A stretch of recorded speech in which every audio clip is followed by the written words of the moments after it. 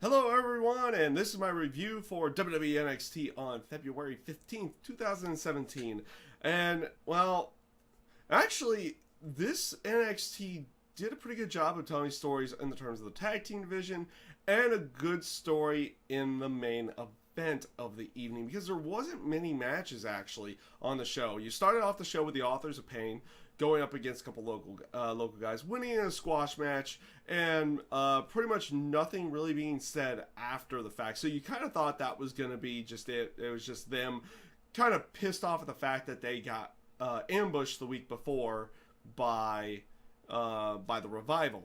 So because that was like how both of them depicted themselves, a little bit angrier than usual, a little bit more forceful, and that's how it came off. And it came off rather well in that sense. So you thought that was going to be it, but it wasn't. And we'll talk about that a little bit later, because up next, they had Billie Kay and Peyton Royce going up against Liv Morgan and a partner of her choosing. It ended up being Ember Moon.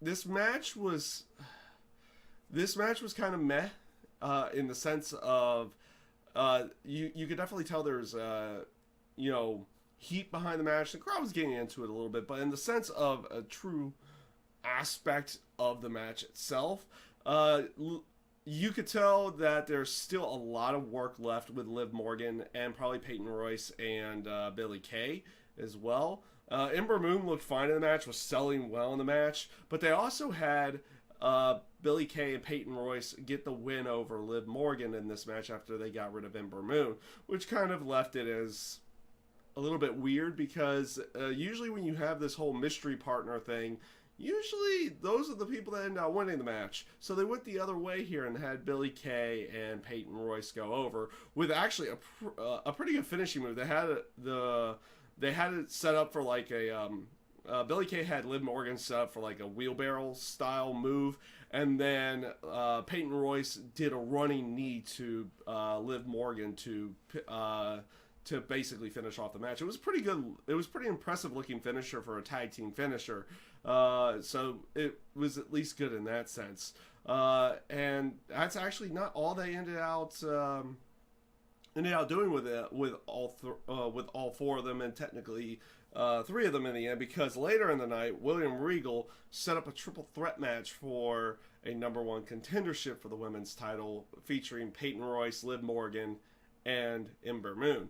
So the winner of that would get Asuka in a couple weeks, and that's not all that happens in a couple weeks on NXT, because DIY came out and basically they wanted their rematch. They cut their promo on the Authors of Pain and wanted their rematch. The Authors of Pain came out and Paul Ellering cuts his promo basically saying, hey, if you want your own destruction, you get it in 2 weeks' time. So in 2 weeks, we've got two title matches going on, and I think that's when they do their next set of tapings after next week's show. So it should definitely be an interesting way of going, and see how they do work everything out there. But afterwards as well, the Revival come in and attack DIY as well. So they're still reinserting themselves into the fray for the tag team titles. And I do like the aspect that the Authors of Pain ran down to go after the Revival, even though they technically did them a favor by attacking DIY. They're still angry enough at them from the week before that they want to go after them and try to get their hands on the Revival. So I did like that aspect of it too.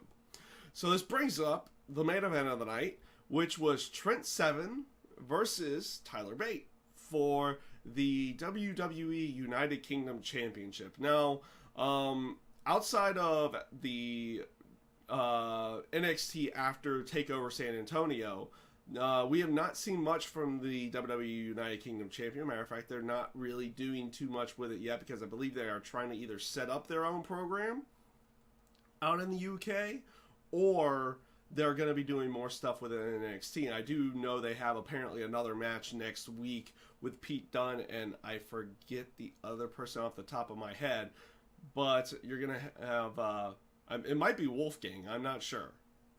I am not sure on that one. But they do have another WWE United Kingdom based talent match on NXT. But this week you had Trent Seven and Tyler Bate going after the NXT title, or not the NXT, but the WWE United Kingdom title. And I did like this match in the end because they did bring up the aspect that both of these guys were tag team partners. So the aspect of it going slow at the beginning and not one of them not really wanting to fully pick up the pace or potentially hurting a friend or something in that sense made sense.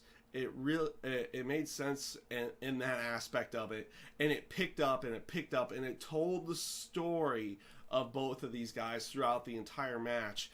And the crowd got into it towards the end. Like I said, it did start off rather slow, semi-comical at times as well. But throughout the entire match, it's continually progressed and progressed and progressed and progressed and progressed and progressed to the final ending where Tyler Bate went over Trent Seven with the Tyler Driver 97. This was a well-told story.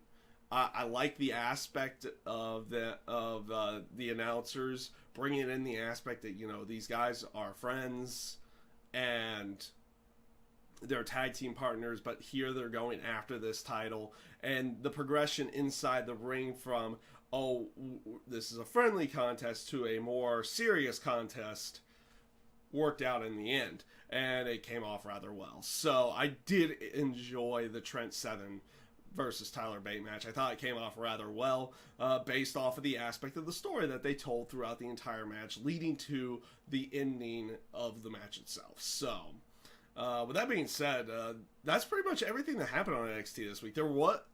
They pretty much gave time to a lot of different things this week, and it just didn't really.